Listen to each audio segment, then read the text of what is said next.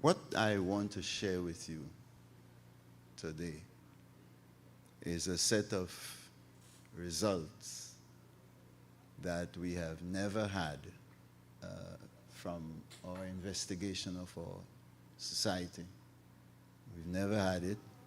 We had a lot of stellar scholars studying how we could make our way in the world. They gave us some firm foundations, but what I'll share with you, nobody ever saw before. I didn't know it myself until I took on the challenge to explore the issues on behalf of the UN, starting in the middle of 2024. I must, for full disclosure, explain that the work I took on, I did so because of a promise I made to Arthur Lewis 33 years ago in Princeton, when he explained the content of his Nobel Prize winning research to me, and then asked me if I was going to follow up with development of the mathematics of his theorems. I promised him I would do that, and it took me nearly 30 years to come up with the algebra required to set out his theorems accurately and to prove that they are correct. So what I will do is share with you some of the results of that body of work. I'm doing the work for the UN across the Caribbean, studying the economies of the Eastern Caribbean especially, but studying economies from the perspective of how they are managing with this matter of development that all of the countries, including Trinidad and Tobago, indicate they want to achieve. In our Vision 2030, in bold language, the country declares that it wants to achieve developed country status by 2030. We're in 2025. That's 5 years down the road. So you understand the nature of the challenge we're facing right here. Now, what I want to do is cover a series of topics quite specifically that will clarify for you just what we're up for and how we could work our way out of the mess we are in. I'll first clarify the nature of the moment we are in. I'd like to describe it as a moment of reckoning. I will then lay out the development principles that will guide us and that ought to guide us in grappling with the challenges we face. I will explore the record on which we must rely to understand where we are now. That's the Imhotep man know thyself principle. Then I will clarify the escape route and ask the question, well, where does Tobago and the nation go from here? And share some final takeaways. An important part of this evening's presentation will be comments by two of my friends and colleagues here in Tobago who I view as genuine experts in their fields in Tobago. We don't have this huge mass of experts, but the two that we invited to participate this evening are real experts in their field. And I will set up the conversation in a way that you can see the relevance of the comments that we expect to get from them. One of them is David Walker, sitting right here, well known all over the East for sure, and maybe East and West. And then, of course, the Venerable John Arnold, who's been an important figure in the policy space of Tobago for decades. And I hope we can, between the three of us, share some insights into the way forward, the escape route from the state of affairs we find ourselves in today. It's worth another preliminary comment, and that is that the challenge we face in 2025 is at least 141 years old. The economy of Tobago collapsed in 1884, the sugar economy. And since then, we've been trying a variety of things. We've been trying cocoa, we've been trying coconut, upgrading our production structures over time. We have been trying, and we have really not achieved much in the way of what we will have to call development, so that today, 82% of the money that we use in Tobago to run our affairs comes directly as transfers from Trinidad, not from the central government, meaning the Tobago economy could only pay 18% of its way today. That should be sobering for every Tobagonian. We do things in a very slow, lax way in Tobago, but that should frighten everybody. And the second observation that's worth drawing to your attention is the observation that our union with Trinidad is 127 years old. And that union is at the heart of the story we have to tell. What I have found is so striking that it raises fundamental questions about how Tobago is going to grapple with its responsibilities in reshaping the way the country thinks about where we go from here. So the union with Trinidad is a vital context in which we should consider the issues that we want to address here today. And I suppose the final observation as preliminary is that I will provide you data that allows you to compare what we're doing in this country with what other Caribbean countries are doing, so that there is some setting in which you can think about what we really have as a nation, and of course as Tobago in the nation. I treat this as a moment of reckoning, because the record tells you that we've inherited from the past, from right up to independence, an economy that was nicely described by Lloyd Best as an economy with a dominant plantation sector. That sector today is the mining and integrated manufacturing sector. In Trinidad, that's oil and gas and linked industries, including what is called manufacturing generally, including manufacturing of consumer durables. They all depend heavily on the benefits of the energy sector, to say nothing of downstream activities in the form of LNG exports and so on.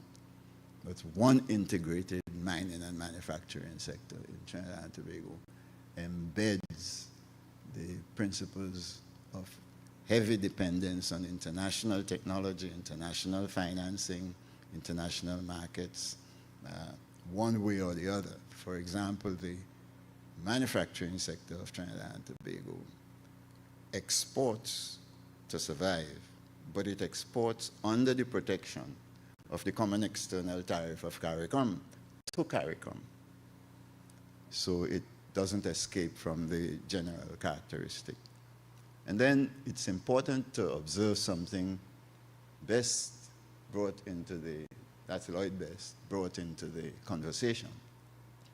Because he identified, in addition to the dominant plantation production system, a civilization building part of our society, our economy. That's you and me, our government, everything else we're trying to do, our creative industries, all the components outside of that dominant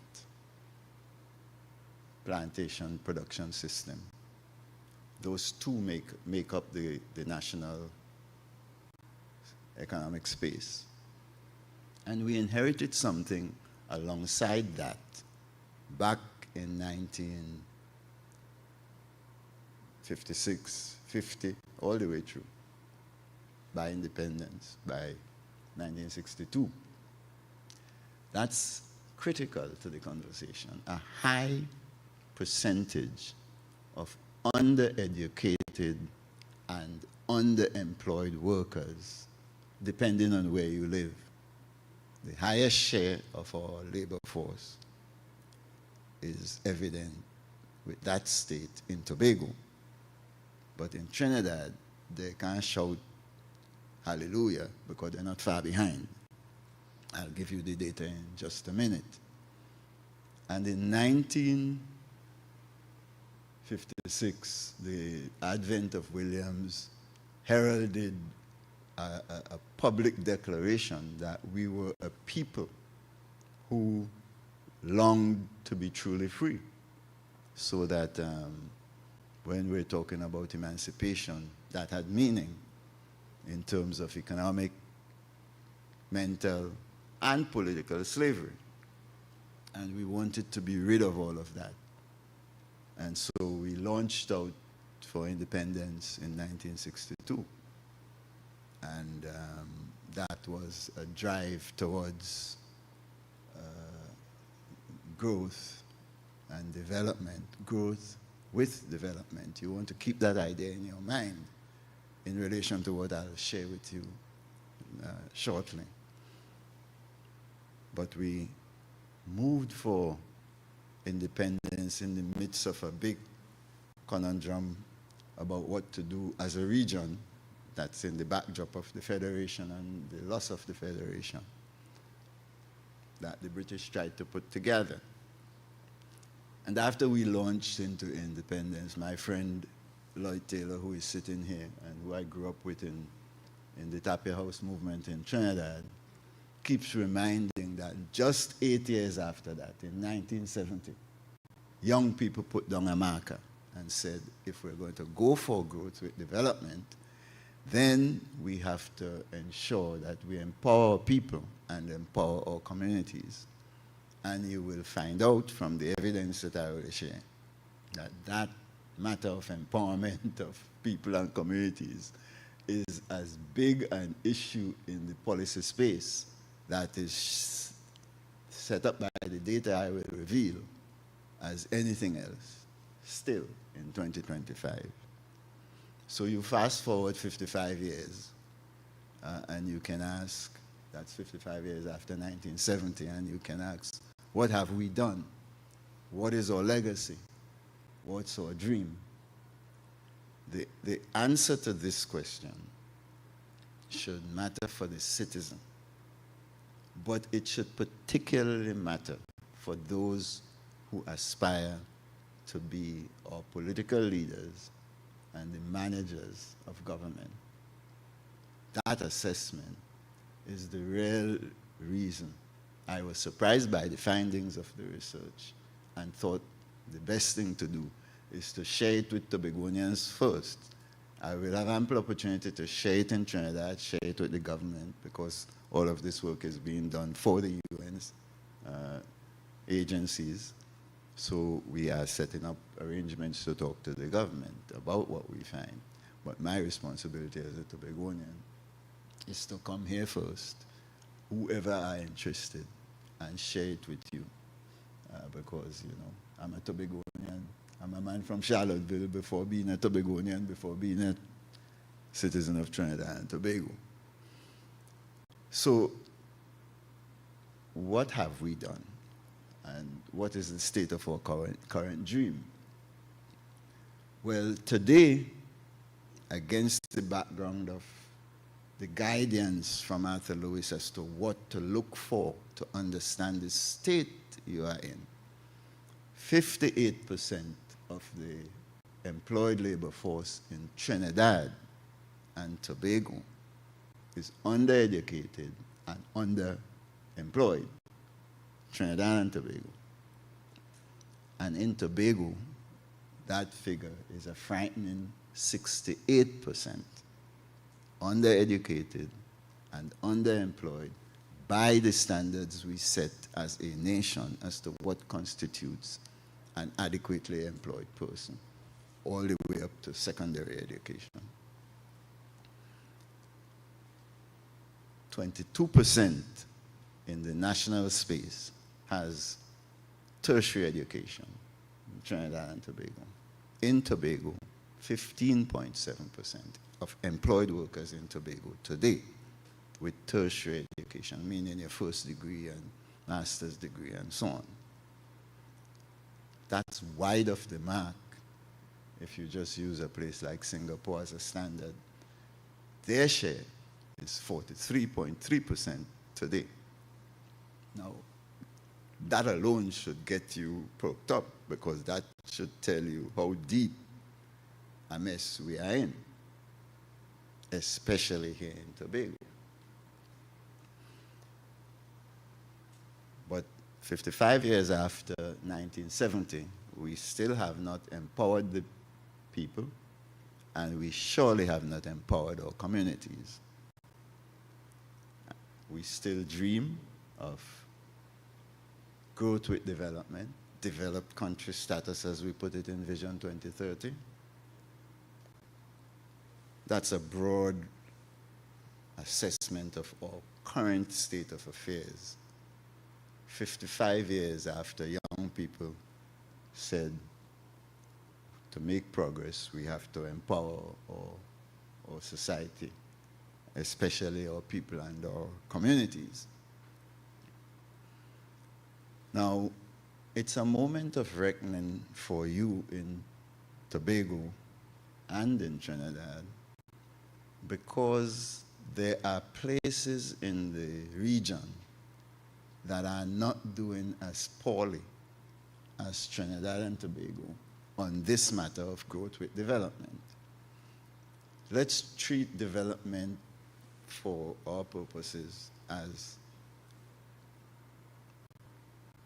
successfully pursuing the development agenda and achieving convergence to what you see in the US or in Britain or in any of the Northwest European economies. I use for my modeling the US as the biggest, the standard of reference, but any of those other countries I have shown from my work, you'll get the same answers. Now,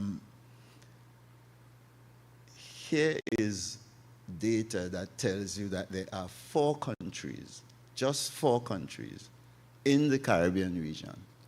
We'll count Bermuda as Caribbean, although they're sitting in the middle of the Atlantic. They have a Caribbean sociology. 4 countries in the Caribbean space have been achieving growth with development, and Trinidad and Tobago is not one of them, and we want to know why. And it's startling when you really see what the data tells you as to why. You'll also see from that same data why I want to hear from John and David. But here's the basic data that you need to walk around with and intuit or state from. If you take data on the output per person of the country, what we in my profession describe as the GDP per capita, total output divided by the population, and reference 2015 as the basis on which you will take out the influence of prices. So you're just seeing output, like the amount of plantains and the amount of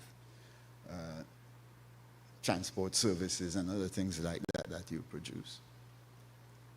Now, what you do to explore this state of affairs is a special model we've developed in the UN system, and I was the lead consultant in developing it. What we did is we used the difference between the US and us, and we look at what we are doing to change the production system and look at the influence of the production system, the structure of our production system on that difference. If your production system is evolving and causing that difference to fall, you're developing.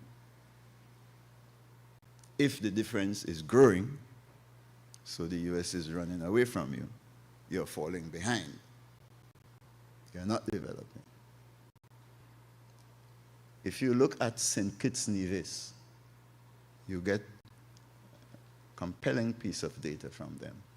We measure the advantage the Americans are building up over the country, over your country, St. Kitts Nevis, any of these other countries. You measure that, and you measure the advantage St. Kitts Nevis is building up. So you could see what effect their efforts at changing their production system is having on the development process by comparing the advantage the Americans are building up to the advantage they are building up.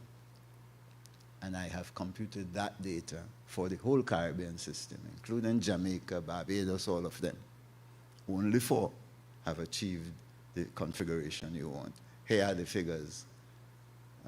I'll clarify so you could understand.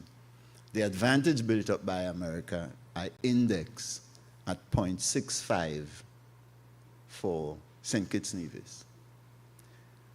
The advantage tourism, what you and I understand as tourism, meaning hotels and guest houses and restaurants and retail, wholesale, all those kinds of things that are linked to the tourism services. The advantage built up by the tourism share of the St. Kitts Nevis economy measures 0.25, negative 0.25. That negative sign tells you they're making it, they're building up advantage. The advantage they build up by pursuing what we will call the professional services part of the economy. Capital services, you know, education is a capital form, healthcare is a capital form. These are assets you build up in order to generate income and ultimately, hopefully, generate income well into the future for yourselves and your families. The advantage St. Kitts Nevis is building up out of the production of the capital services, especially in their case, education for export, is indexed at negative 0.59. When you add those two together, you get negative 0.84, which is a bigger number in absolute value than the 0.65. So they are growing and developing. They're catching up fast with America and Britain and all the rest. In the case of the Bahamas, the advantage the Americans have built up, we index at 0.47.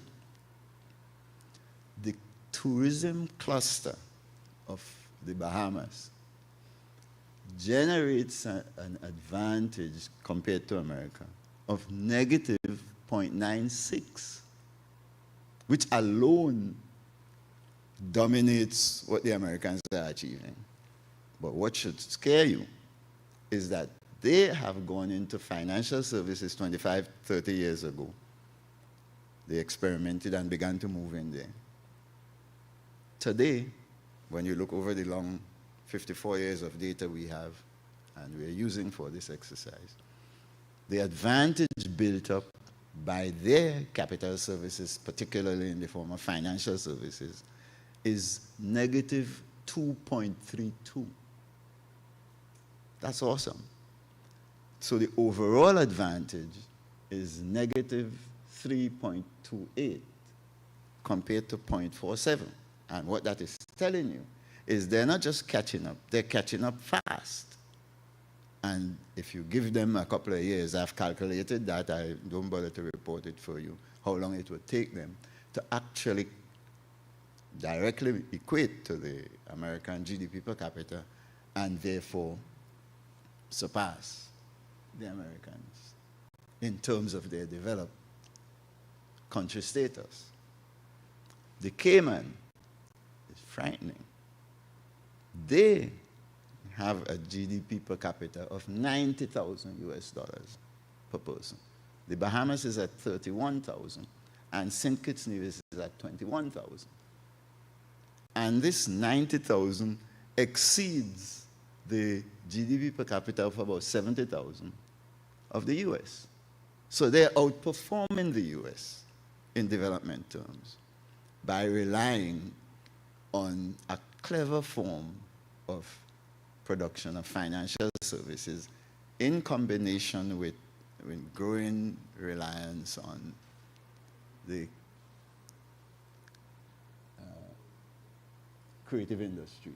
I remember going to the Cayman at the invitation of the representatives of the creative industries there to answer the question for them, well, how do we build a creative industry in a serious way? That they called me as a WIPO rep to come there and answer that question for them. Their advantage that they have built up over America,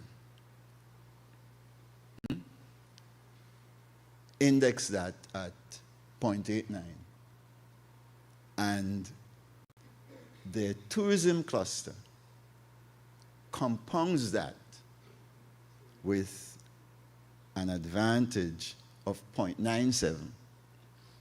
And the capital services, the financial services, you should just pause with me for a moment and understand what we're talking about.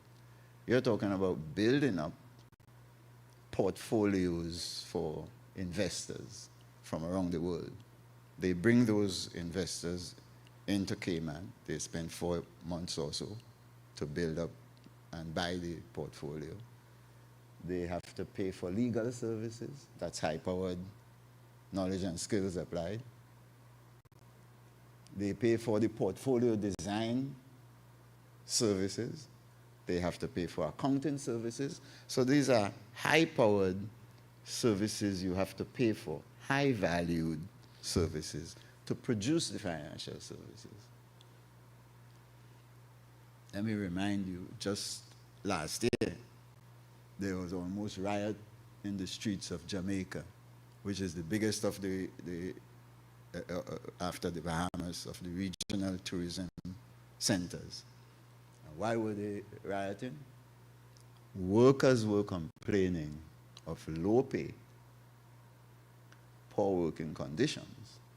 What you're talking about when you talk about tourism, I always try to remind Tobagonians, is a low value added activity on which you can hang these professional services like education or healthcare or financial services. So what St. Kitts Nevis is doing is tying education exports to tourism. What Cayman is doing is tying financial services to tourism. What the Bahamas is doing is exactly the same thing. And they work in a complementary way when you look at the data. In all three cases, Bermuda is similar. What should strike you is that in all three cases, tourism is growing because the capital services are growing. They are not competing and contradicting one another. They're complementing one another. In the case of Trinidad and Tobago, the data should scare you. The advantage built up by America is indexed at 0.82.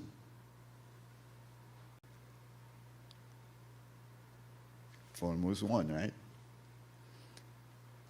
The tourism cluster, including what we're doing in Tobago, has an advantage index of 0.22, negative 0.22. We get nothing from building up the capital services, education and so on, for a reason. We produce all our capital services for local consumption. The creative industries people have been clever from the start. They've always known you're doing calypso, you do it for the local consumption, but you walk all over the world when you're done, and you sell your calypso in carnivals all over the world. And the Jamaican musicians understood the same thing. You don't produce reggae just for Jamaican consumption. You use it to create fusion all over the rest of the world. So the musicians are exemplary and different to all the rest of what we're doing in our creative industries, in our capital services. We do the creative industries with a heavy export orientation, but none of the other capital services. Education for local consumption, healthcare for local consumption, and so on. And therefore, when you run the models, the capital services have no impact in building up advantage relative to the US, even in the limited sense in which we use these services to do everything else we do. To the extent that you're not exporting them, you lose the capacity to build up advantage. The creative industries sit in the middle of that, but its impact is so small because of the way we approach them that we don't extract an independent advantage from them in the way, for example, Cayman is extracting independent advantage from producing education for export. So the total, the next thing is Trinidad and Tobago depends on this mining, manufacturing, integrated sector. And that produces advantage index of negative 0.28. The total, negative 0.5. Negative 0.5 compared to 0.82, that's a sign that what you're doing is you're growing without development, even when oil and gas is booming. So even if you could extract a lot of money from the new ExxonMobil deal, you're going to get growth. You're going to get the boom, the slump, the boom, the slump, but you won't get development. That's the record of the last 54 years of Trinidad and Tobago. So why are we in that position as Trinidad and Tobago? Why is Trinidad and Tobago not one of them? You want to dig underneath. Let me just finish and then we'll have ample time.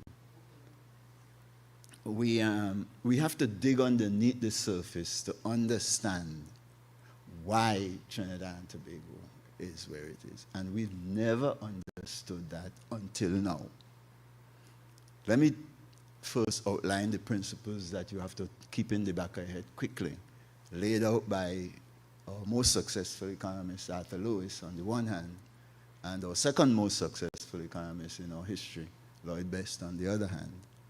Lewis said if you're going to change the structure of production of your productive system to achieve development, you have to do it in a particular way. You have to grow the capital part of your output, the education and healthcare and all of those things, cars and trucks and whatever else you could produce, faster than you're growing food and other consumer output. He discovered that, rule one.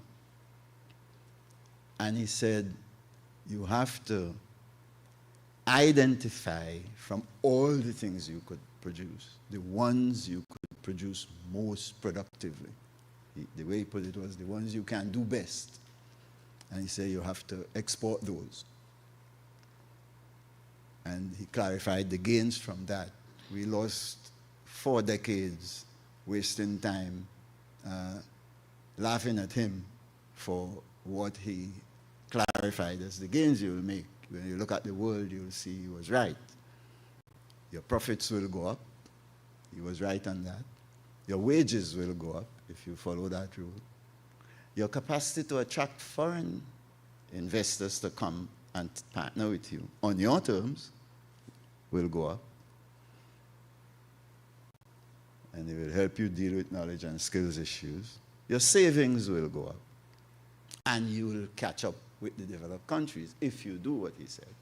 Best made an important addition to that. And he said, you have to address authoritarianism in the culture, in the decision-making processes. You've got to deal with that. And you have to emphasize growth of your capacity to innovate. That was a genuine addition. And he said, in the process, you have to reduce dependence on the mineral export, the plantation part of your system, the mineral manufacturing complex, because those are vulnerable to price changes. Many of you in here are old enough to remember, one morning oil price double, next morning it fall to $9. You're dead in the water. We've since discovered at least 2 additional supplements to those basic principles. One, given the configuration of our education system and the structure of the education of the employed persons we're dealing with, the low level of education overall, you have to extend the education system into the workplace. The Germans were the first to discover that back in the 1920s. That's where BMW and Benz and those things came from. And you have to, in that extension, use a structured apprenticeship system with certification. In other words, you're talking about extending into the school system, extending the school system into the workplace. So you don't have the phenomenon I grew up with where they had a thing they used to call done school. There's no such thing as your done school if you want to tackle this problem that we have. And you have to focus the structures on increasing the speed of learning. It turns out when you understand the development process as a society, the speed of learning, the speed with which we as a society learn from one another and from the world, is the single most important driver of our progress. So we know the things we do best from all the data that I probed. Education, these are our most efficient workers we're talking about, our medical doctors and nurses and so on, healthcare, our creative industries, or talented musicians and what have you, artists and so on. They are the ones who use time most productively and learn fast while doing it. Financial services, we can hold our own there. Construction, the rest were our engineers and so on, bring high-valued work. Tourism and the mining and integrated manufacturing are there, but they are at the bottom. Tourism is there in part because of high-powered management skills they bring to the process. And what we did was to run our models by grouping those industries. We've identified the tourism services as one group where we have some advantage we can get. We take the capital services, education, healthcare, and all of those, that's one group. And we take the integrated mining and manufacturing, that's one group. And we run our models with those. And we ask the question, well, why not Trinidad and Tobago? And a big part of it is the nature of the policies that we apply. Well, I want to share with you what the data says. This is what should really scare you, and I'm close to giving my colleagues a chance to talk once they get the context. This is the data that surprised me, and I've been working on these things for a long, long time, and this is what Tobagonians better not ignore. Now, when you look at the goal of catching up with the USA, and you look at the elasticity indicators of Trinidad and Tobago, what you find overall is that the US's advantage, as I pointed out to you earlier, was indexed at 0.83, 0.84. The productivity advantage that we've built up over time, over the years, annual advantage, is indexed overall from growth of productivity, which is at the heart of catching up, as negative 0.11. So you see how far behind you are. It will take a Herculean growth of productivity, 7.6% per year, if you're relying on productivity alone to catch up. The policy stance of the country is that we need productivity growth. That's clear in the Vision 2030. So that's appropriate. But when you look at the data on productivity, what you see is that if you want to make progress, you have to grow the tourism share of the economy simultaneously with growth of the capital services and growth of the integrated manufacturing in some combination.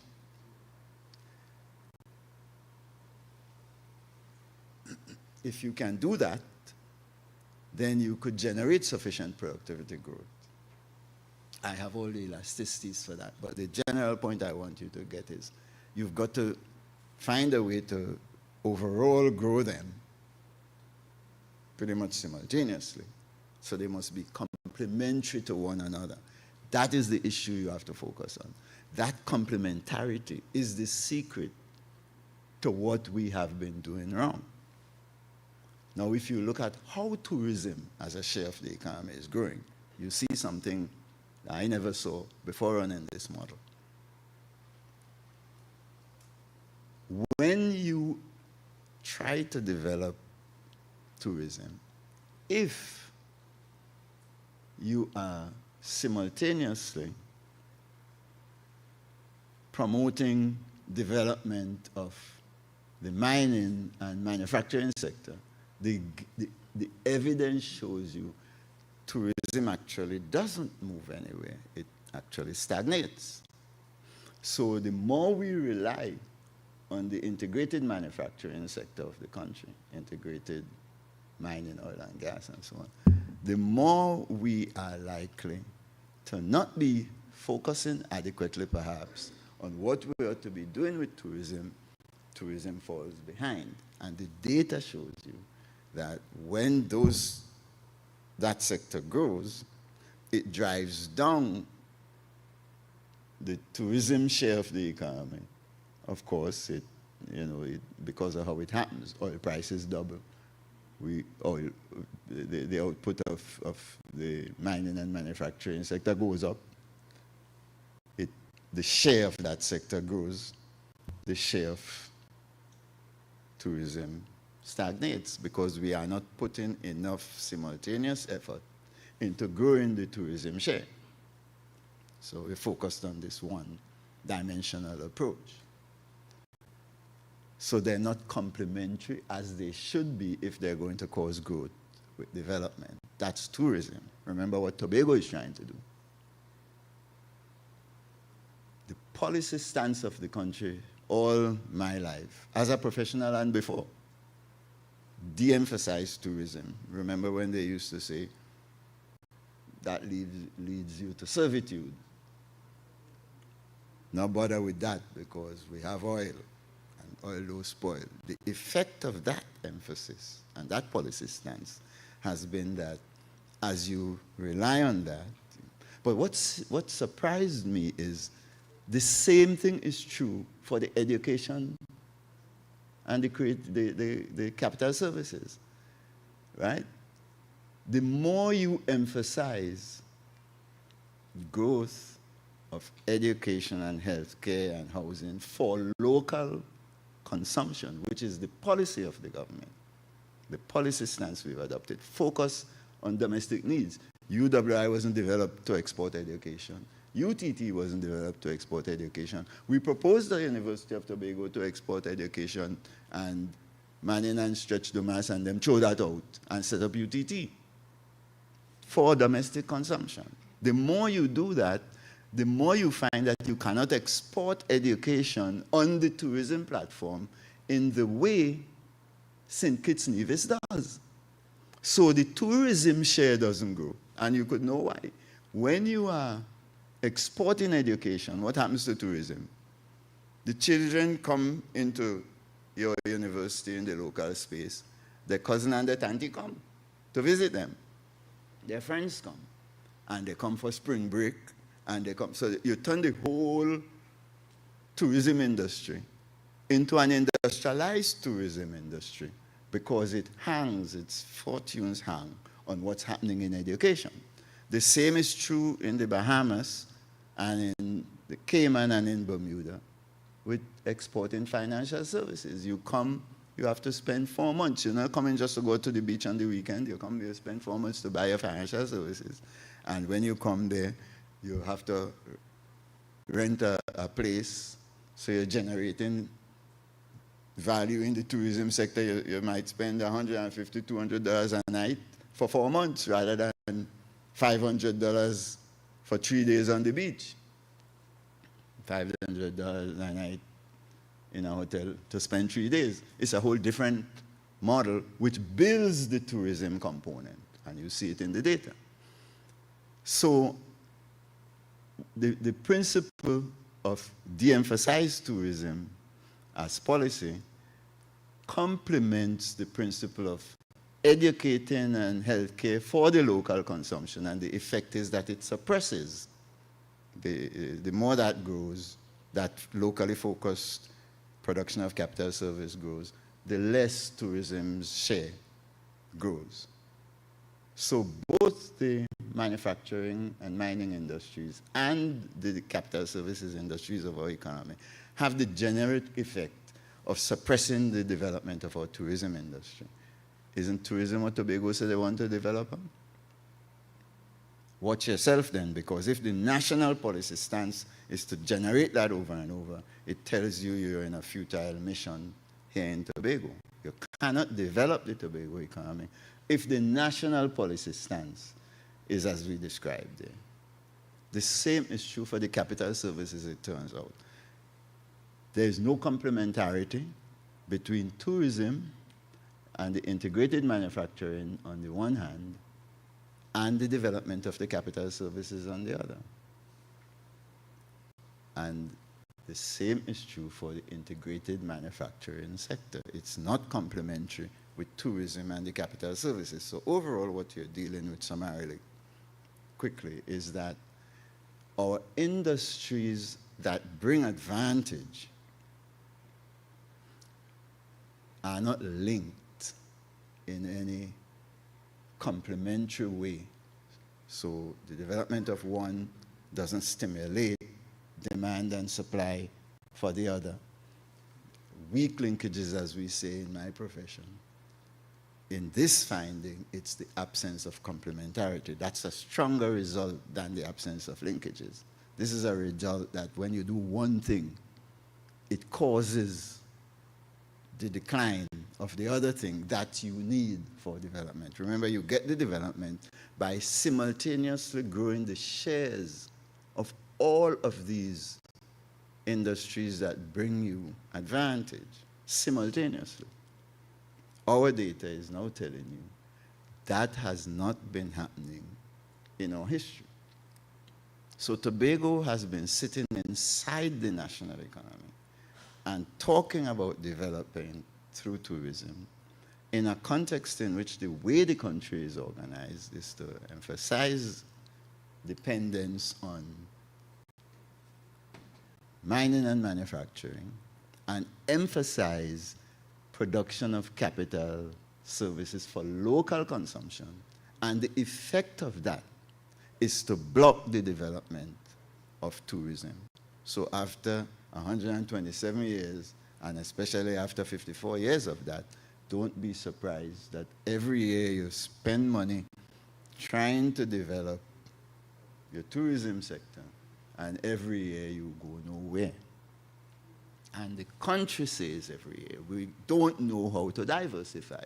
Well, if this is the way the economy works, you can see, you cannot guess your way out of this. To know how to diversify, you have to understand this and cook up with deliberate policy the way you're going to get the complementarity so the economy could get onto a development path. I'll just speed up the process by reminding you, just broadly speaking, that you still have the obligation to treat with those foundational issues I raised about the 68% undereducated and underemployed. You have to still treat with that, and you have to settle that as an issue, grow the knowledge and skills of your workforce. And of course, in our modeling, we have pulled the evidence that the growth of government efficiency is a big driver of all of these things. In other words, if you grow government efficiency, you can grow productivity by that. You can increase the share of the tourism services and value added on that basis because you get more efficient access to the government services needed for that to happen. You can grow the capital per worker of your economy and grow your capacity to produce productively. And of course, you can grow your capacity to attract foreign capital inflows. Government efficiency will have all of those effects. So you cannot ignore your institutional issues in principle. The last major point I want to make to you is that you cannot guess the policies that will move you into a world of complementary development of the industries that bring you advantage. The evidence I've generated is that if you try to build one of them, the others will not come along with you. So you have to have a way to cook them up together. And to do that, you need policy guidance, model-guided policy making. You have to play with your experts, bring them into the conversation with your data in your hand, and your policymakers sitting on the sidelines there, and all of you have to have a conversation. And while the conversation is going on, you have to try and run simulations to tell you what you would get. Because you could say, I will grow one thing at 2%, and the outcome, because you're dealing with interdependent processes, many things that are working in an interdependent way, because you're dealing with interdependent processes and dynamic processes, when you try to do one thing, you don't know from common sense what you will get as the outcome. You have to use your data cleverly. You have to use models in order to work out how this interdependent process generates an outcome for you and what the outcome would be. So you could say, I'm going to grow something like productivity at 2% every year. And then when you allow that set of policies that you try to put in place to cause 2% policy, productivity growth, feeds through the system, and the effect is that you'll get 0.5% or get decline, just because of the dynamic nature of an interdependent nature of the processes. So my point is, you can't guess. And that tells you something about how you can't make policy. In other words, you can't go and sit down in cabinet like Eric Williams used to do, or like Rowley spent the last 10 years doing. And you see Kamala start right on that same footing. Go in cabinet, have a big discussion, come out and hold a press conference and you say that's making policy. But you could see from what I am telling you that if you make policy that way, 9 times out of 10 or 9 times out of 9.5, you'll be wrong. You'll be thinking you're going somewhere. And then you'll spend the next 5 years going nowhere. And if you are unlucky like Robinson, our own fellow Tobagonian, or unlucky like Rowley, you end your term in disgrace. Robinson almost lost his life, and they're now talking about Rowley as suspected for being on Interpol list. That's the kind of thing that happens when you're guessing at what you're doing. You've got to bring your society together in a proper process in which you could use the scientists, don't muzzle the ones you have in the public service, and open the door to everybody else who have opinions, and allow the policy-making process to gel in a way that allows you to get from your models what the outcomes of your policy stance would be. We've worked out one workable configuration, which we will draw to the attention of the government when we get a chance to share the results with them, not too long from now. Hopefully, we can be able to do that even before they go into the budget. But the whole point is that it's not intuitive and it's not common sense. This is kind of like when you want to build a cell phone. You can't think the same way you would think if you were growing up, like I was growing up in Wild Cow, and if you want to call somebody over the road, you hail. That you have to know this, understand the dynamics of light and all of that if you want to make cell phone. It's the same thing if you want to build a Caribbean economy, and in particular if you want to build the Trinidad and Tobago economy. So there are some critical lessons. One of them is that isolated policy making to develop tourism in Tobago is doomed to fail in the current context. And the same is true for any other national cluster on which you want to rely. You have to pay attention to the need for comprehensive evidence-based national policy making. The THA and Tobago has to come up with a way to cause Trinidad and Tobago to set up national policy so you don't get the lack of complementarity and the competition effect that I characterize. That has to come from coordinated national policy. Sitting down here in Tobago and saying you're developing tourism, exercising futility. That doesn't mean you ignore Tobago's need for self-determination.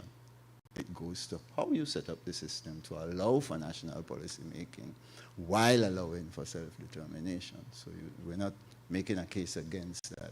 It's a different approach than shouting to the hills that the wicked down in Trinidad and come up with a way to guide the country from right here. And so the THA had to, Tobagonians have to rethink our approach. Either we're going to secede and go out on our own, or we're going to have to take on the responsibility to guide the country down the right road. There's a reason I say that. It's not accidental that an economist like me would develop these findings working in the UN system. If you didn't grow up in Tobago, the lessons of our lives here would miss you. There's no economist in Trinidad I know who thinks about things this way, because they're too busy enjoying the fruits of oil and gas. Here in Tobago, you have to worry about development, all aspects of it. So you're practicing your profession, you have to think about the constraints on that, and when you're modeling, therefore, you search for them. The economists in Trinidad could afford to borrow from the North Atlantic economists and call that economics, but if you're growing up in Tobago, you can't think of it that way. That's important. And it's the third and final and second to last point I want to make is, one of the things we've learned here in Tobago from 44, 45 years after internal self-government successes, you've got to get your professionals in the society. In and out of government, you have to get your professionals involved in the process, because you never know where the wisdom will come from. There is no economist inside the THA who is doing this kind of work. So how are you going to know? Knowledge is the driver of your development. So if you lock everybody else out, if you set up the government in such a way that you go in the executive council, make the policy, and instruct everybody else, so you're not getting access to all of the information from all of the places where the knowledge and skills reside, you're dead in the water.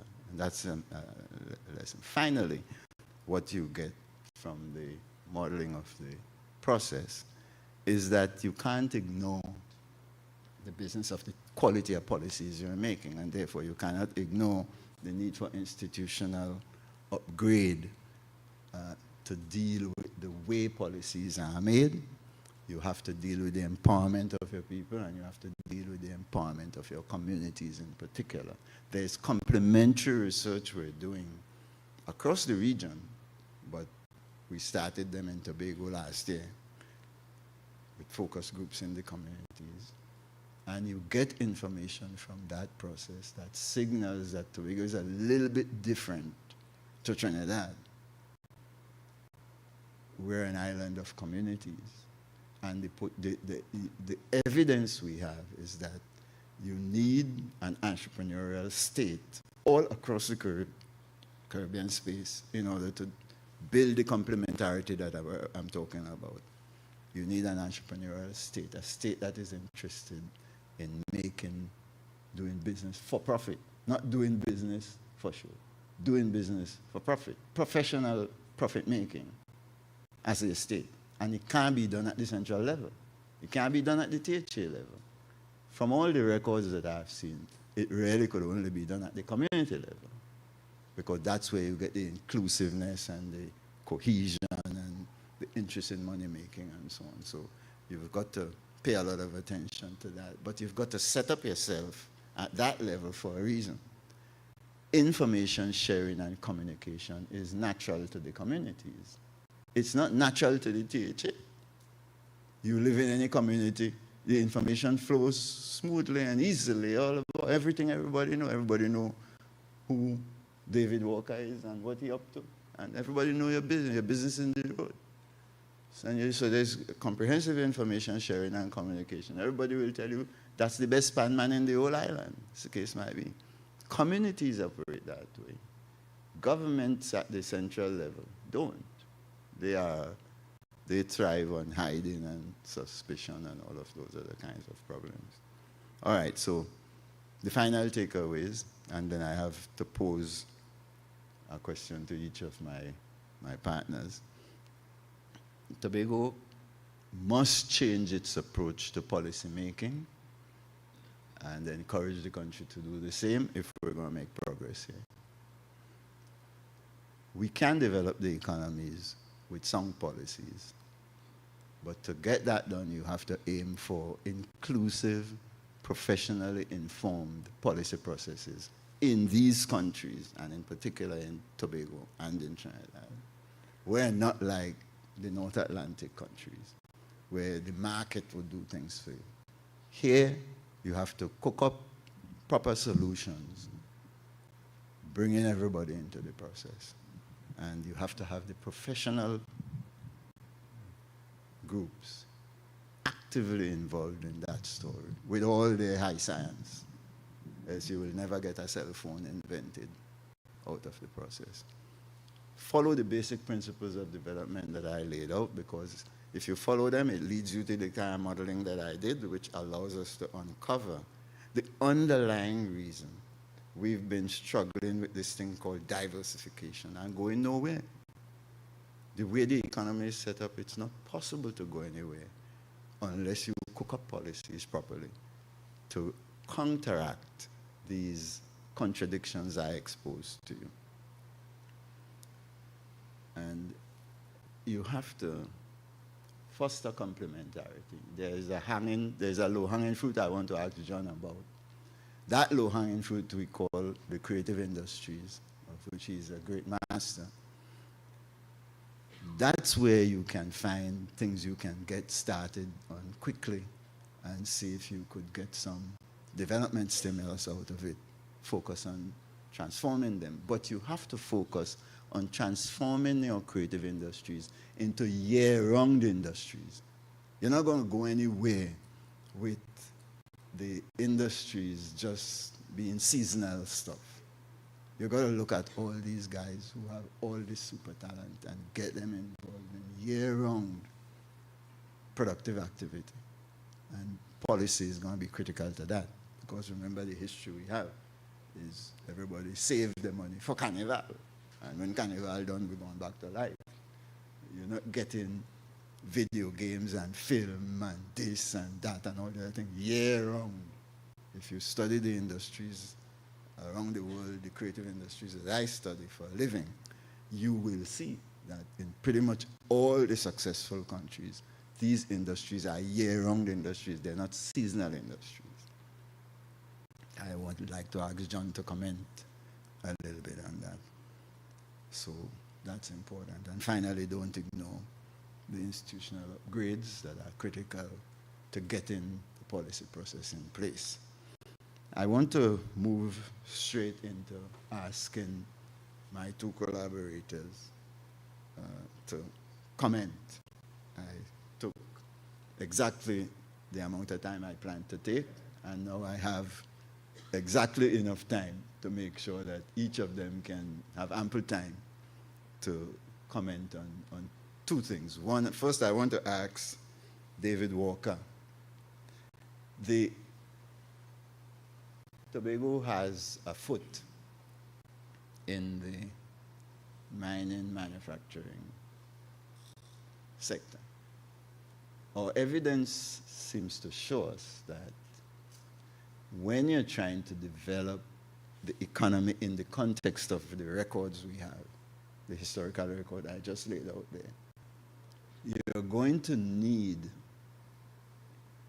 to slow, to reduce your dependence on mining and manufacturing and increase, when we run the simulations, you have to increase your dependence on the capital services and on tourism, both of which are exportable stuff. So capital services for export, doubling down on your creatives. We'll ask John about that after. And then you have to do it in a way that takes advantage of the tourism platform. Tobago excels on that compared to Trinidad. That's why you can't get no flight to come and go when holiday season comes. Can we treat spell as a low-hanging fruit of possibilities for mining and manufacturing, so that as we are reducing dependence on oil and gas and all the vulnerabilities of price shocks and so on, we seize the possibilities of spell and open a new window, not just for Tobago, but for the country. I'd like to get your wisdom on that. You could come up here and talk. Come through. I have a question for John. Good evening, everybody. And thank you, Dr. Vanus. I myself learned a lot from the data that you just presented and the ideas that you put to us as to how we could go forward more productively than we've done in the past. The biggest challenge for me right now is that you have got me thinking on so many fronts that I'm going to struggle to contain myself to just a few of them. You raised the issue of SPEL. For those who don't know what SPEL is the acronym for Studley Park Enterprise Limited, which is the quarry at Studley Park. It is quite unfortunate that SPEL finds itself in the situation that it does presently. For those who don't know, I was the executive chairman at SPEL for a short while, until I had a falling out with the secretary, Trevor James. At that point in time, we were at the cusp of really launching something new along the lines that you had suggested. We had set ourselves up in a position where we were just about to ramp up exports to Guyana, which were anticipated to bring in monthly revenues of roughly $2 million US. per month. And that was almost 2 years ago. Since that time, to the best of my knowledge, no progress has been made. How do we go forward? How do we benefit from that? How do we, first of all, make it work? And how do we take it in the direction that you suggested, that it's really just a means to getting to where we really want to go, not seeing it as an end in itself, but as a facilitator of other things.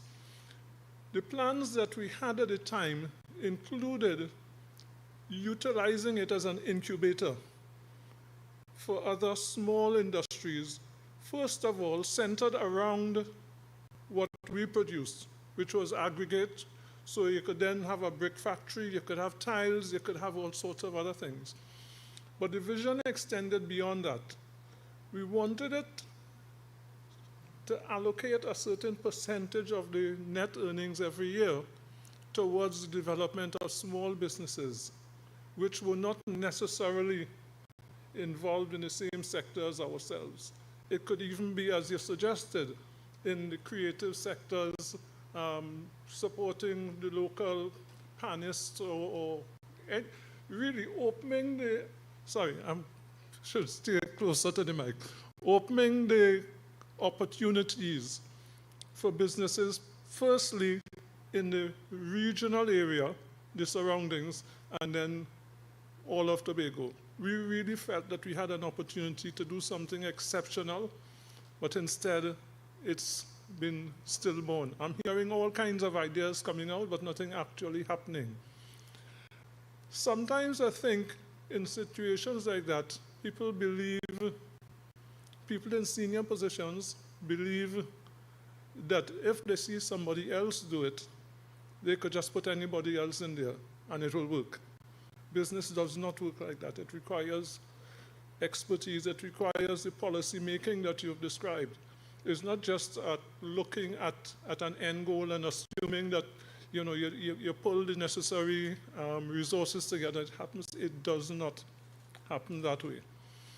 And that leads me on to one of the biggest lessons that I learned there, and that is a failure on the part of the political directorate to understand policy, its importance, and how it is implemented. And the casual way in which they would throw policy out on a Monday morning if it didn't fit what they wanted to do that week. Simple example. We had a policy, I presume they still have the policy, that we would not supply aggregate on credit to anybody other than the THA itself. So the THA could come and get aggregate from us on credit. But no contractor would be afforded that facility. But then you get on a Monday morning a call from somebody in the political directorate saying, Joe down the road is a good supporter. We really need to help him out. My answer is no. But that doesn't sit well with the political directorate. And we have to get past that situation. People in the position, like the position that I held, have to know that they could implement policy and not be concerned about the consequences. I am fortunate. I am an internationally recognized consultant. I don't have to wait for them to hold on to that position. So I could say no. There are too many people who sit in those kinds of positions who don't feel that they could say no. So they go along with whatever they're being asked to do, knowing full well, in most instances, that it is not in the best interest of the organization. And let me broaden that into another very strongly held view of mine. I am absolutely not against the politicians being able to make political decisions about spending THA's money. I have no problem with that, but let us define it properly. When I took the position, I made a statement which I don't think they understood. The statement was this: I regard my responsibility as running the enterprise in such a way as to make the most money possible within the policy framework that you've dictated. That money will accrue to the THA. You, as the Executive Council, then have all the freedom in the world to make your political decisions as to how to use that money. But don't tell me, while I'm sitting as the chairperson, that I must make and execute those political decisions. I don't want the authority to make the political decisions. The politician should be proud to have the opportunity. But for some reason, and we could make guesses as to why, they don't want to take that responsibility. They don't want to exercise the authority that they've got. They prefer to ask the person they've appointed as the chairperson to do it. So policy is at the heart of any attempt to make our economy a success. The understanding of how we go about creating policy, the decisions based on data, as you've described, of coming up with the correct policy and then following through with that policy is absolutely the way we've got to go. And I can't wait to hear our good friend, well, I don't know Mr. Arnold as yet. I'm sure at the end of this evening I will say hello to him. I am very, very in tune with the creative sector. I was fortunate. As a young man, I went down to CIC in Trinidad, and I was fortunate to be in a year with a whole host of wonderful, talented musical people. I was in class with, not in class with, but the same year with Robin Imam Shah, Carl Jacobs, and a whole contingent of them. So I learned a lot about the area, although I had never practiced it. I virtually lived in a panyard, never picked up a pan stick. But I understand the industry, and again, I have ideas that I would like to see implemented in the pan. And although I am not meant to be speaking about that, I will just make one comment. I practiced as a professional, business professional, accountant for over 30 years in the UK.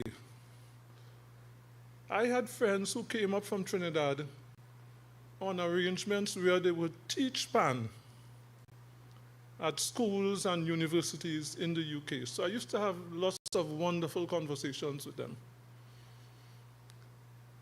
They all lamented the fact that so many of these institutions were assembling PAN orchestras, but couldn't get PANs from Trinidad. And were disappointed. They were like, the usual smart man syndrome. A lot of them got burnt. There is a huge opportunity, not just for the sale of PAN. I'm making a suggestion here of my own thinking, born of discussions with these guys. To my mind, possibly the biggest opportunity in the PAN fraternity has to do with recognizing that it's not the PAN itself, it is not the physical instrument that is going to make us the money and have us celebrated. It is the brand. It is the recognition of the fact that PAN is Trinidad and Tobago. Why do we not have the ability to document every PAN that's made across the globe? It should be documented in Trinidad. You create a PAN, the name of the person who sunk it. What kind of PAN was it made from? What was in it before it became a steel PAN? And so on. Let us be the repository of that, and let us earn money from that. Let us build a brand that anybody who wants to do anything, know anything about pan, you come here. Rather than just think about, somebody manufacturing pan down the road, let's get into a fight with them. I'm not an expert in the industry. I await people who know more about it than I do. But I am really excited about turning pan into the huge opportunity. Well, it is a huge opportunity, turning it into a reality as to what we could achieve with it. Because it won't just be about selling the pan and how the pans are made. It will be a whole group of industries around it, maybe even an educational opportunity. Yep. Now, I don't want to spend too much, I don't know how much time I've got. Right. So I won't go into any more detail about the situation down at Studley Park, except to say it is a vast opportunity that is being allowed to lie idle. And that is not the only deposit in Tobago. The intention was that as we go along and we have the resources, we would look at other deposits. I don't know if you're aware, but where we call Bad Rock was meant to be the original quarry. Apparently, the rock there is even higher grade than the rock we're mining now, which is already the best in the Caribbean. So that we have opportunities not just to benefit from it now, but to expand it and provide resources and training opportunities and so much more. And let me finally say, like yourself, Charlottesville forever. Thank you, everybody. Yes, sure. Let's give him a nice little round of applause.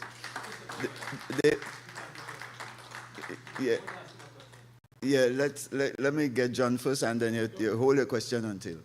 You'll get your chance to come back, David. I can't afford us not to give John enough time. Absolutely. This is our Crusoe not here, Nelson not here. After that, Rose not here. After that, you have to talk about John.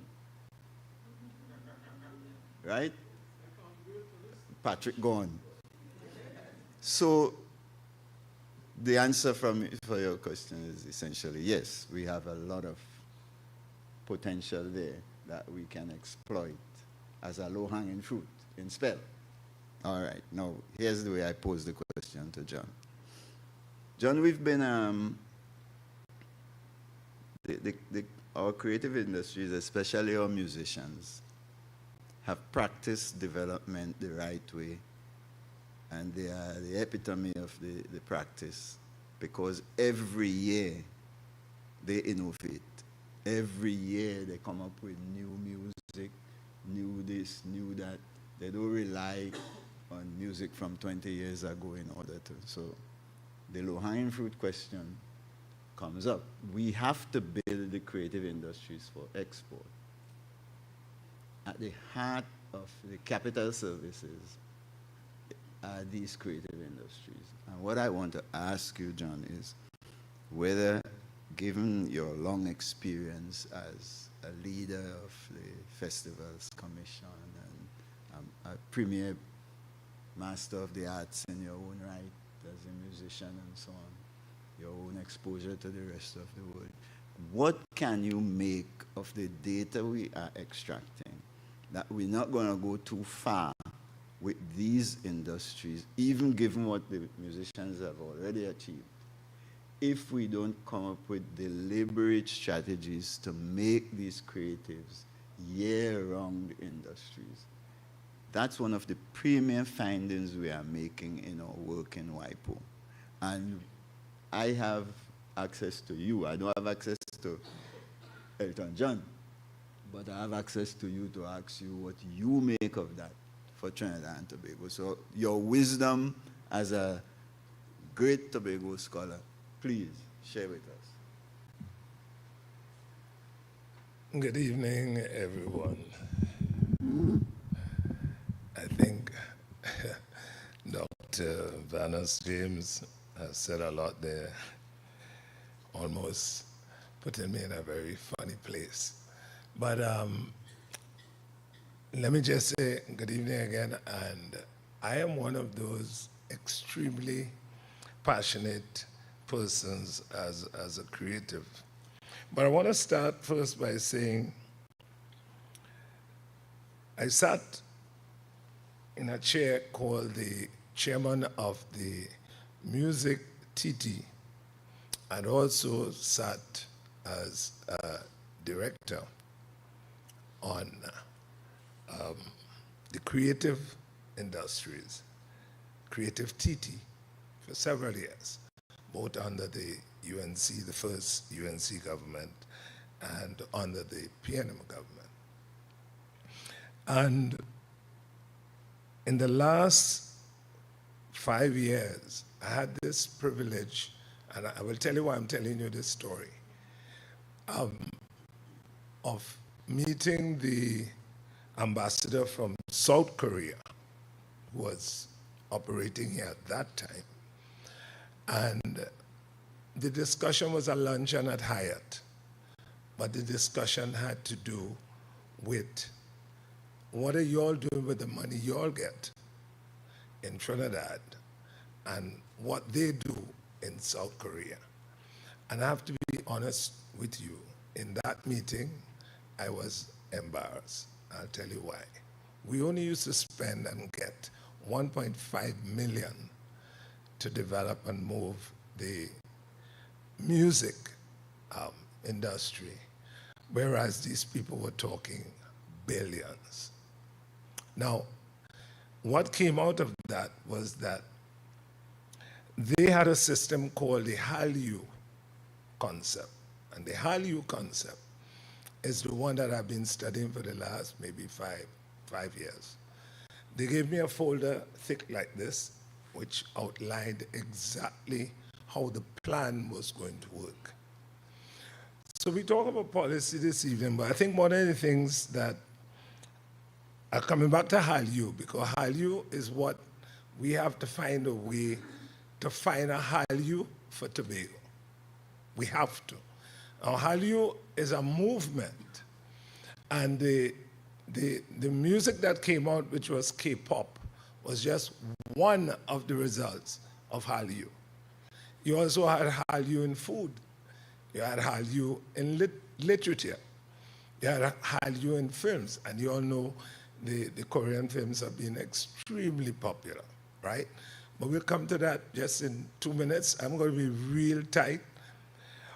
But what's interesting about the Hallyu movement is that policy is what guided it, right? And so I think one of the things that earlier o'clock I want to talk about is something Keith Nurse always said, IDD. I don't want to say it. That's my fault? No, I think I'm on silent. IDD is implementation deficit disorder. The biggest problem we have, I think, maybe right through Trinidad and Tobago, is the fact that we have great strategic plans, great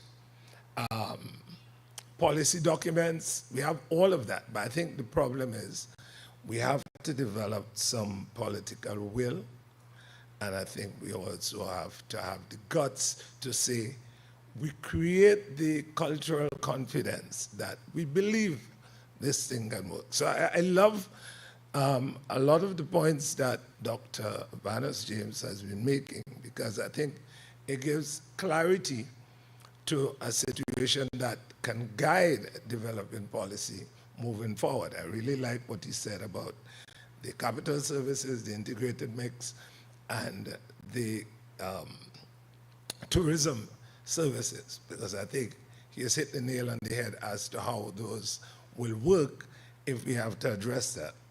So going back to Hallyu, just for a minute, because I think that's what I want to kind of center my thoughts on, how we can make these low-hanging fruits of Tobago, right? I spoke about cultural confidence because I think cultural confidence is so important, that all of us have to believe, everybody here, all of us in Tobago have to believe we can do it. We want to make the greatest little island, we have to believe that. If we don't believe that, to start by saying, okay, if that is your brand, whoever, doesn't matter to me what you call it. But we can reach this stage where we can develop something that is so Tobagonian or Tobago-less, if for want of a better word, that becomes a mantra or a movement that I think, and for me, I think the creative sector is probably one of the key sectors that can certainly move us. Now, in South Korea, they have a ministry of three things pulled together, and it works: sport, tourism, and culture. And they have a plan that goes to 2030, which I know he spoke about a plan to 2030 also. I think we also probably have one. But it is the will of how they did it and how it worked for the benefit of the country. It wasn't a plan that was, all right, after 3 years, if there was a change, we abandoned the plan. No, the plan was one that they kept. Changes happened politically, but the plan was kept. And when that plan was kept, they saw the benefit of what it did for them. So I have proposed, Dr. James, and just sitting there while I made sure I wrote while you were talking. I think the following can be a possible way of how we can use the creative sector, because we have seen what it has done with BTS, that great pop group. We have seen what it has done in the US. First of all, what they did is they moved these people out. The government themselves helped to do two things: fund people who already operated in the space, right? All the creative digital services, graphic designers, everybody. So they gave them funding to improve what they were doing. And then they also helped some new ones to come on board. I think something similar like that would be a great idea of how, as a matter of fact, one of my ideas is that we can do like in the States, where instead of an industrial estate for industry, we should probably have a creative industrial estate, where we have songwriters, producers, recording studio, that we become a kind of hub for a lot of stuff that's happening here in Tobago. We can start experimenting, steel pan and tambourine, steel pan, pop music, because we want to get into that US market, which is the most dominant market in the world. When South Korea started, they went Japan, China, and the Oriental nations, but then they realized that they had to start sending groups out to the US. And it is there where they broke through in the US market. Then the thing went mad, because by then by the time BTS won the first Grammy, I have to tell you, tourism did this. Right, tourism just did that, because who didn't know about South Korea suddenly realized, oh, there's a place called that. Film-induced tourism became important. Because now people were seeing places in South Korea they weren't seen before. And I think there's some aspects to Tobago. One is musically we have some talented people, but they go nowhere.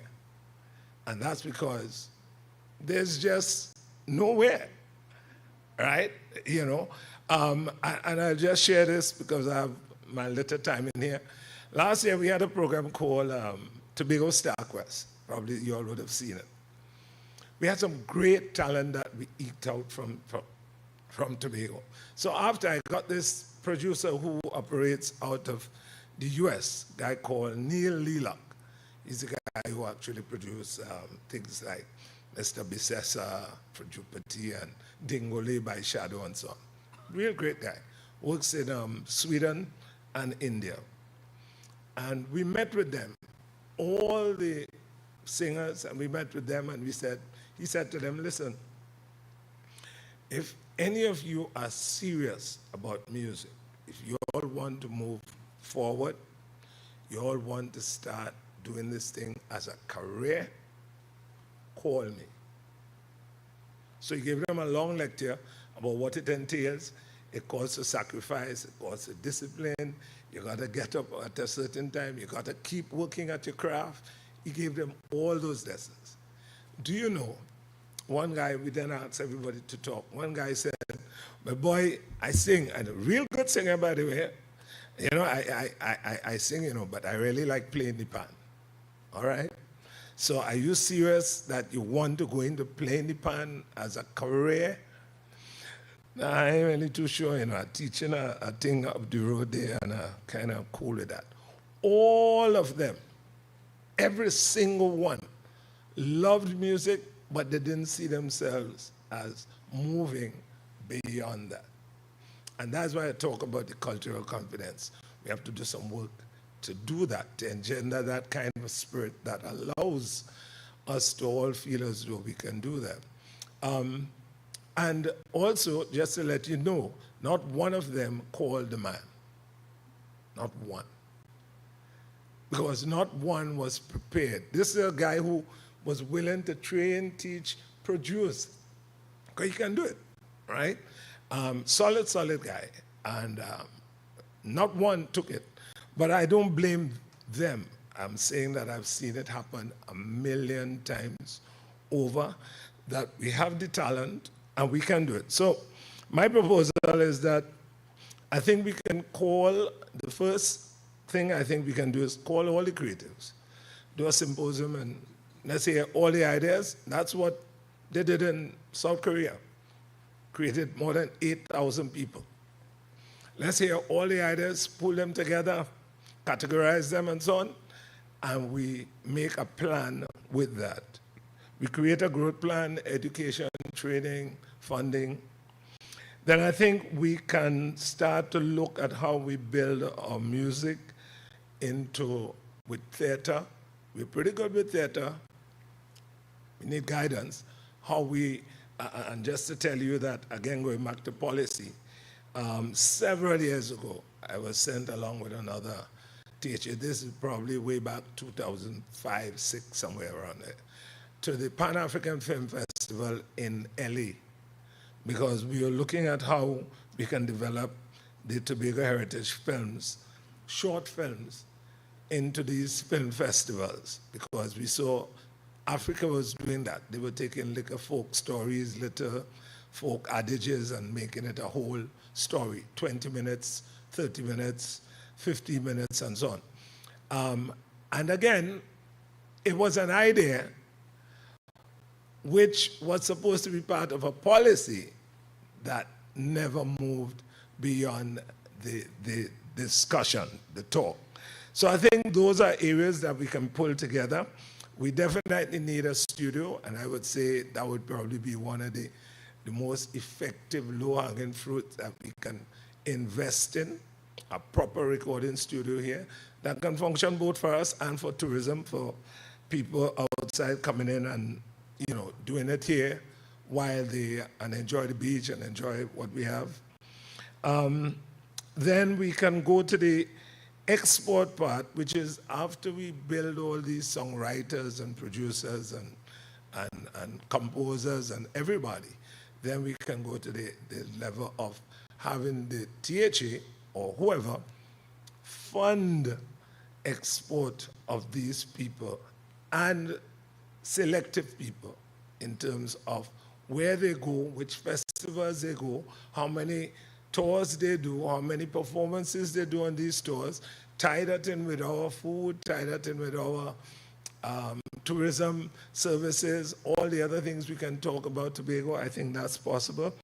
And as I said, because BTS made such a big impact, all we have is, if we keep constantly doing that, you will see what will happen, I think, in a few years. You just need one Rihanna, and the story changes. You just need one, all right? And think about, if you have one, what that that's going to do for the cultural confidence overall. So to answer your question, Dr. Vanus, I see, and because I was in the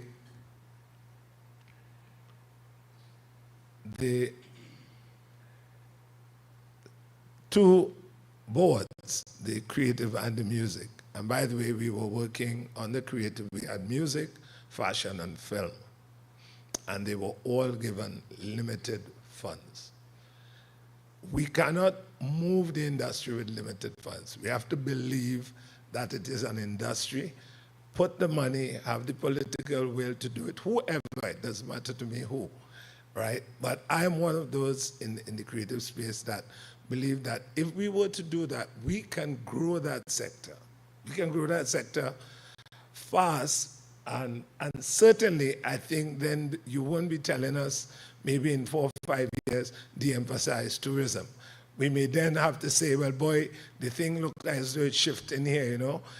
We could probably start to do something here. But those are my thoughts. I can certainly expand much more. But while I was just taking my notes, the last point I want to make is going back to what you said, Lois. There's a very important thing he said here, right? We produce and export the things we can do best. That for me is the most telling line.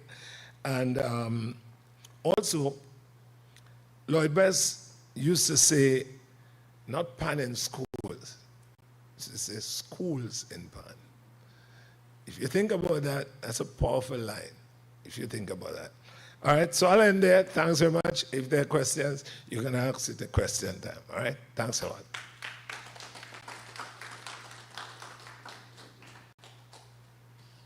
I'm so pleased with your comments, John, that I will follow up, because this is work we're doing for WIPO, and I'm going to try and encourage them to get you involved in this line of research, especially in matter of the policy making and so on. So I wasn't, it wasn't accidental that I thought of asking you, because I wanted to hear what you have to say so I could go market John to WIPO. We have a person from Trinidad who took the time to come to hear what we have to say here in Tobago, because if you're from Trinidad, you don't think of things the way we do. He was going to ask you a question, so I'm going to ask him to come and reflect with us a little bit here in Tobago, Lloyd Taylor, as to what we've laid out, what we've come up with, and what you make of where we have to go as a country. Come, let's, and you could talk to David in the process. Yeah. Good evening, everyone. Thanks, Vanus, for the invitation. I'm going to be very short, and I'm going to point to one area, I think, that we have not emphasized.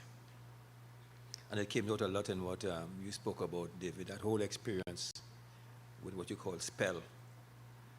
And in some ways was also understated by the other speaker, which is a fundamental question we have to ask ourselves. First of all, I think the occasion was very good, very well, Vanus.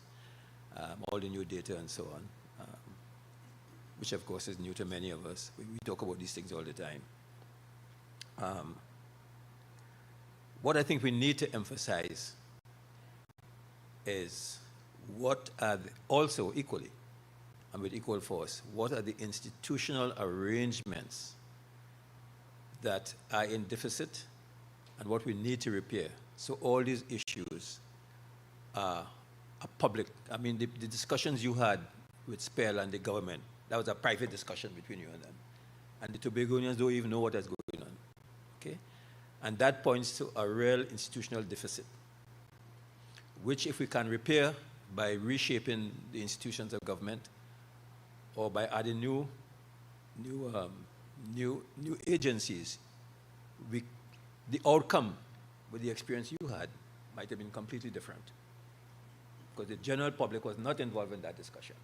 That was between you and the government of and the secretary and the government of Tobago. And I think that is an extremely important dimension in the drive to transform the economies and to increase what Vanus is now calling an improvement on linkages as complementarity. Okay, that's it.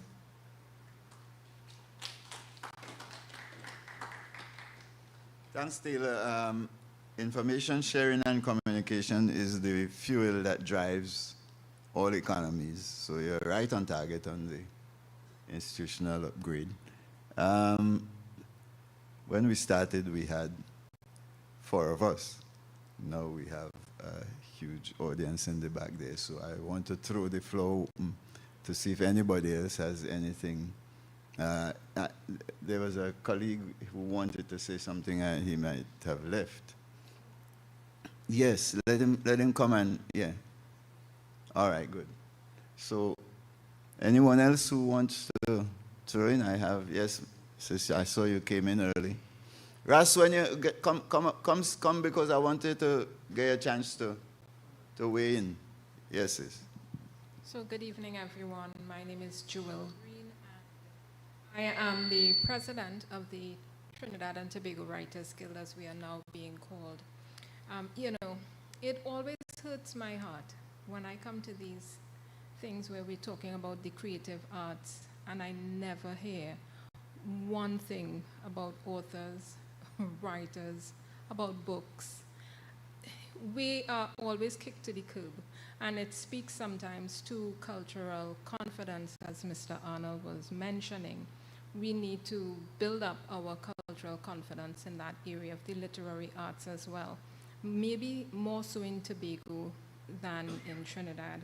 And I want to add to what Mr. Arnold said. There was a young lady recommended to me for the Star Search. I've had some years of vocal training, and she came to me about, you know, she wanted some help, but she thought she was coming to me to help her outfit herself and to do her hair. And I sat with her and I said, well, you know, you'd have to have a regime of what you do every day to improve your voice and what you're offering. So are you going to be doing vocal training? You know, how much time you spend doing these things and warming up your, you know, what exactly is your system? And she said she didn't have any. She didn't know what vocal training was. And she had been recommended as a really good singer, as they say.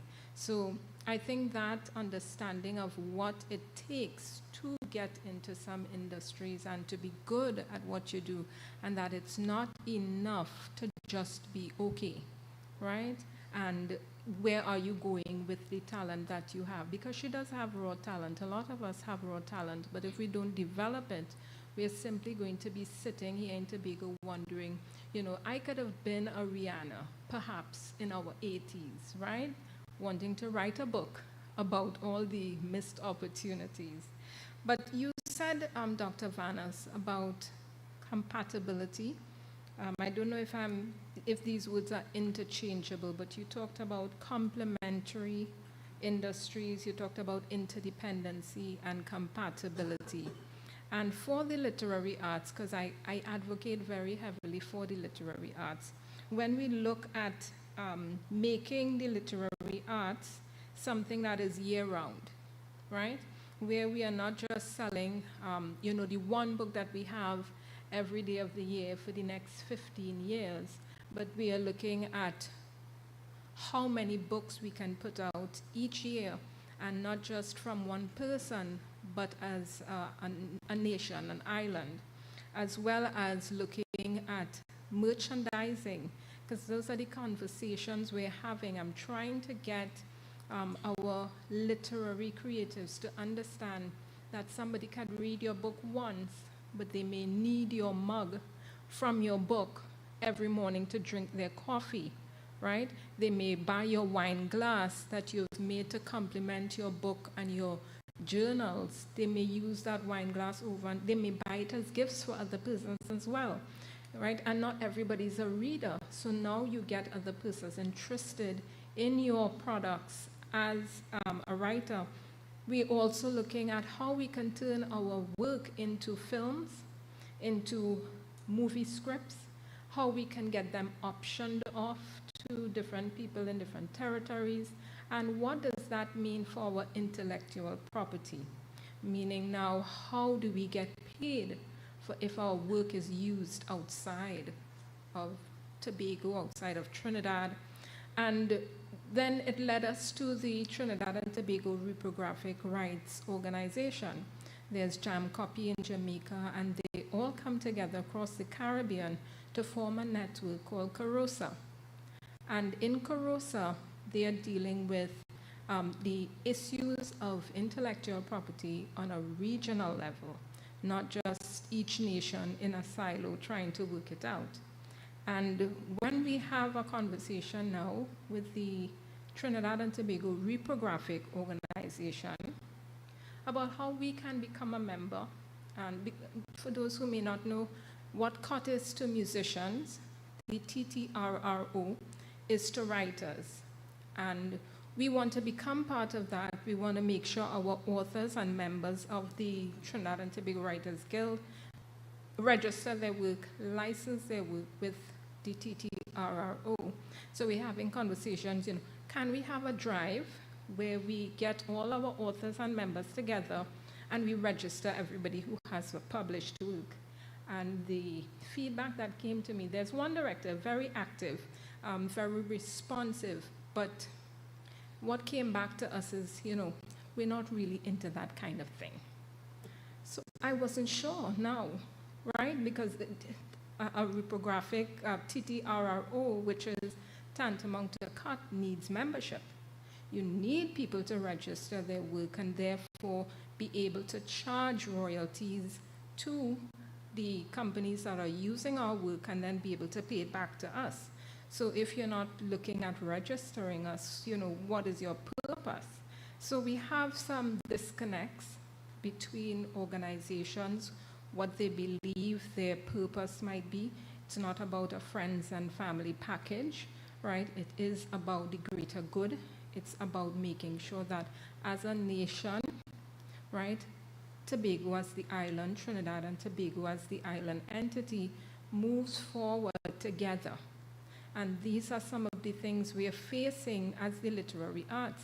We don't get listed for a lot of funding, right? The dance, drama, from the time you hear the cultural arts, the creative sector, dance, drama, film, and we want to kick books to the curb. But that's how we educate ourselves. That's how we learn.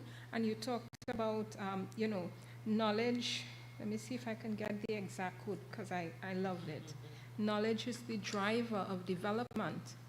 And books, the literary arts, is part of that knowledge. How we share information, how we teach that information, and how we can make sure that it lives past us and beyond us. So I just wanted to say what I got from you that I think is something I'm going to hold on to is to make the literary arts something year-round, right? I had the ideas, but I didn't have the terminology that you're using. And we're looking at the literary arts tourism, which will take us to different locations, like Eric Rocher's house, where he grew up. We have books, we have merchandise, we have film, and that also leads us into video games, right? So a lot of things that we're looking at in terms of the complementary industries and the interdependent industries does come from pushing something that's already happening. And I just want to put out there that, please don't forget us little writers out there. Thanks, Joel. We got the message that we have to pay attention to the authors and publishers and so on. It's a big part of what I do for a living, so we heard you. We have 5 minutes more. And before I wrap up, let me ask Ras, what you had in mind. Come true. Funny. Well, my thing is more kind of creative, but in real products, hardcore products like, football gears and that kind of stuff. And I think what we had to do is to just, we say we want to diversify, just use whatever we have and diversify it. Maybe it might make it smarter. We have everything that we really need. It's just to apply it and to gain confidence within yourself. Once you have that, you have to stop believing and know, which would say is knowledge again. Because knowledge is important. That's how you get wisdom or understanding the knowledge. Once we start doing that, we're going to be okay. But we got to start with the younger ones. So, it's more continuity because they're very clever. And now with the computers, a lot of people are not computer literate, but the youths has come up there. So I always like to invest in the youths because them is who does develop the community. Dinah? Thanks. Thanks a lot, Russ. Before we wrap up, I want to remind John. Yeah, give me 1 minute just to remind John. The program that he did last year, running around in the communities finding talent, was a wonderful program, and it needs anchors in the communities training and all those things. But I went to the final session, and I had to tell him the other night in a show he put on in Clovis. One of the persons who wasn't a competitor deserved all the prize money. The lady called Lynette Louis. When she sang, you heard Roberta Flack and all the great voices of the world I heard replicated in her voice. All the other people, you give them the money, but you ain't give she none. She deserved all the money from the quality. Come on, let's hear what you have to say. Quick. Vanus, I will start where you just ended. Good evening, everyone, and my name is Karen Bart Alexander. I'm a development activist and consultant. Or I should say was a consultant, more semi-retired now. But I have also observed, Vanus, that in our country, we have people who are as good as all the international people, especially in the creative industries. And I ask myself all the time, what is the problem?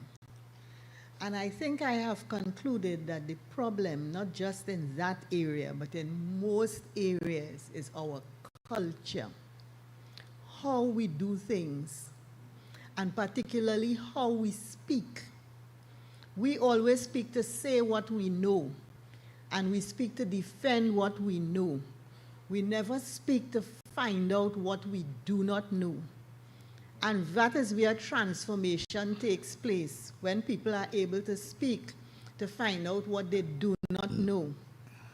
So, in order to get some of the things done that you are talking about, we have to look seriously at our culture.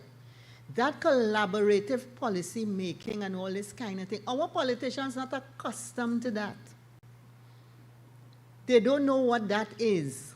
And therefore, getting that done requires a change of mindset, a change of culture, a change in the way we approach life.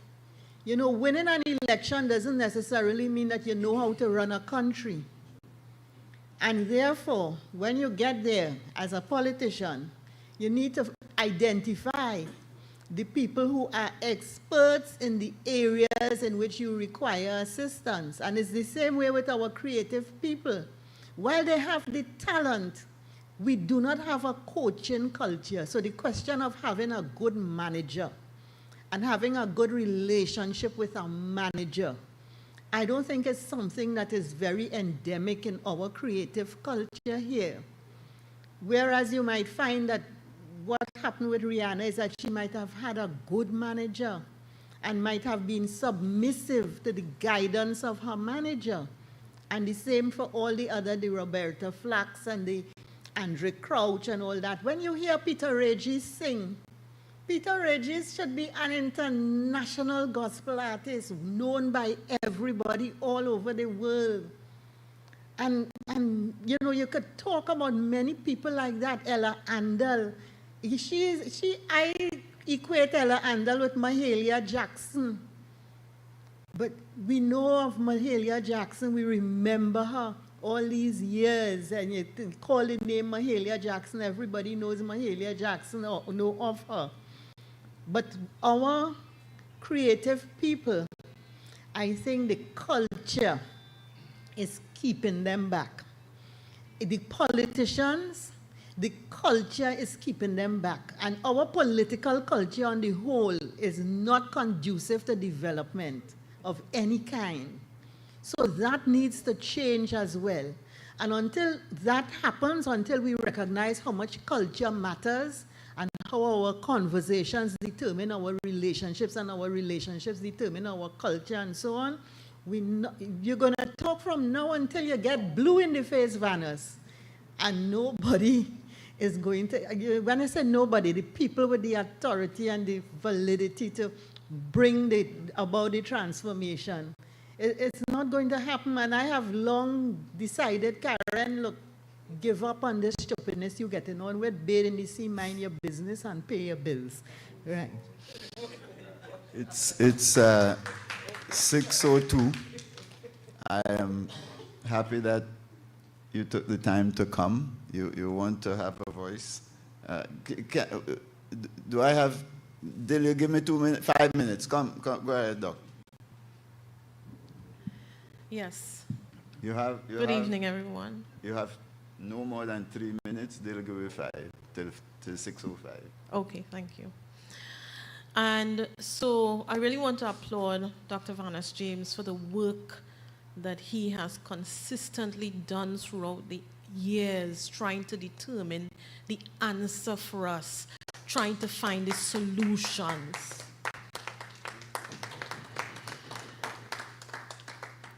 Tobago's economic struggles spans generations.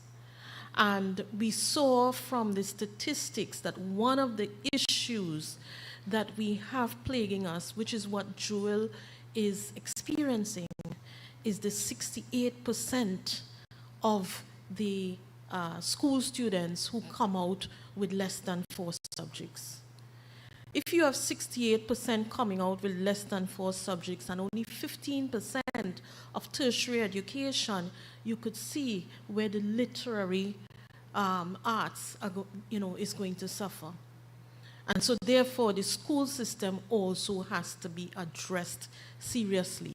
We could also understand why we always have a problem with the air bridge now and the sea bridge, because Tobago is not seen as an opportunity for national development, but as an appendage.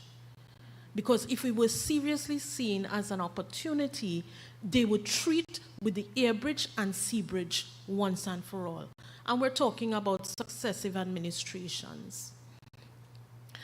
John spoke about the South Koreans. And yes, I know of them because back in the day when I was the Secretary of Culture, they came and did performances. And what we found, they said to us, listen, when we find the talent, we put them into 8 hours a day training. They are paid to develop their talents for the next 5 years before they could even get on a plane to represent the country. And so that is what you call an investment in policy. But it then brings us to the next level. How do you ensure that that policy remains in place with successive administrations? And it has to do with making policy law. That this is the thrust, and therefore it is the law. This is where we're going. So, regardless of what administration comes, that is the thrust that we need to go with. One more, the missed opportunity in our pan-fraternity is the fact that we could have created ourselves as the only ones who can deliver a certificate that you are a master of the pan and you can teach anywhere else in the world because you have been accredited by Trinidad and Tobago. London School of Music gets there, you have to do music, London School of Music, and take the exams. And so we needed to see that. I don't know if it's too late, but that is what we can take on, that you have to come and study here. You have to go through a panorama here to understand.